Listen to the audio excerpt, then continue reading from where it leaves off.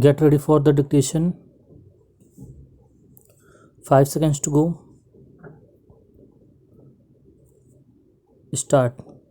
In the course of the discussion, it has been very ably pointed out by a large number of speakers as to how the rubber industry is in the grip of certain foreign elements and Indian monopolists at the top. We know that there are small planters and producers, but the hold of the Dunlop company was also mentioned.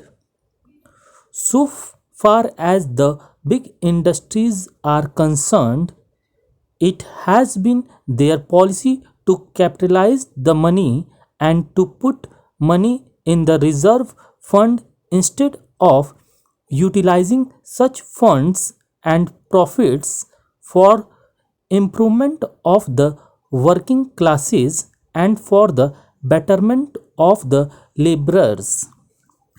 It was pointed out yesterday that the Dunlop company gave very high dividends.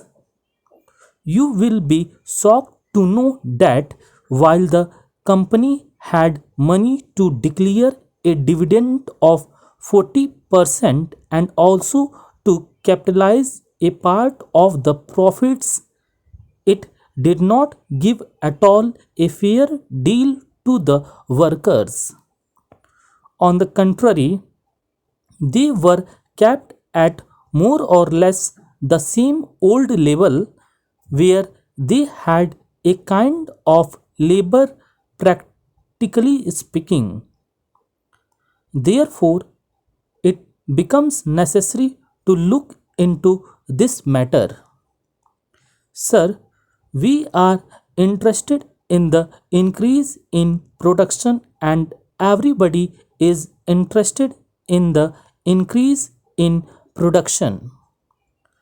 The production of rubber, coffee, or of any other essential commodities or imported commodities must undoubtedly be increased in the country, but merely by appointing a board or by taking certain powers into the government's hands or investing the board with such powers, you cannot ensure increase in production. There may be slight improvement here and there, but materially you cannot alter the situation until and unless you inspire the real producers by making them see through their own lives experience that increase of production means a constant rise in their standard of living, in their material and cultural well-being. Now, that is why I say that it is very essential when the board is really being given certain powers for looking after the interests of the working class, to make these powers effective, and to make them effective would be to ask the board to work for the increase of the wages of the rubber workers or the laborers who work in that particular industry. Now, that is not there. It is a very unhappy omission and a very sad omission if the intention of the bill is good. Sir, as you know, we had been told in the recent days very much about socialism, and we are not talking about socialism in its big aspects here at all. This is not our concern here. But if you at all really have such feelings, if you think that socialism is something which has to swear by, even though the ideas of socialism were first propagated 1 century ago, then give some expression to it. But we know that there will not be socialism at all under you. All that we see is, if you swear by socialism, talk about socialism, if the members of that side of the house go to some other houses and hear lectures very seriously, they should come here and tell us that they are also going to increase the wages of the workers when such measures are brought up. Such occasions are good occasions for them to begin to cultivate this thing, because you have yet to learn the ABC of socialism first, and you cannot write a book or a poem or an article straight away, and we do not expect you to do it either. But if you are really sincere about what you are talking, you should try to learn the ABC.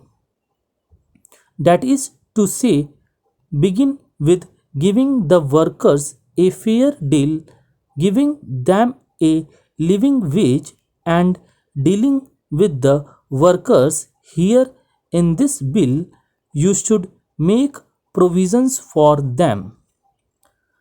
I do not suggest to the minister that in this bill there should be provision that so much wages shall be given to the rubber plantation worker, or fix a scale and all that sort of thing. All that I have proposed in this amendment is that the board should be given that reorientation of outlook, should be given the direction that the wages have to be increased, and that they have to consciously work for it. That is all that I demand in this amendment. Sir, we do not like that our workers should be exploited by the people, and he will not deny, because it has been pointed out from that side of the house also, that huge profits are being immersed. They cannot spend the money. The British, who are earning out of this industry, cannot spend the money. With all their luxury and extravagance, they cannot spend the money here in this country. They spend this money abroad. Even then, they retain some money in their hands. They would rather keep them in banks idle than give this money to the workers for bettering their lots, for improving their conditions, which determines in the final analysis whether the production of the country would go up or not. Stop.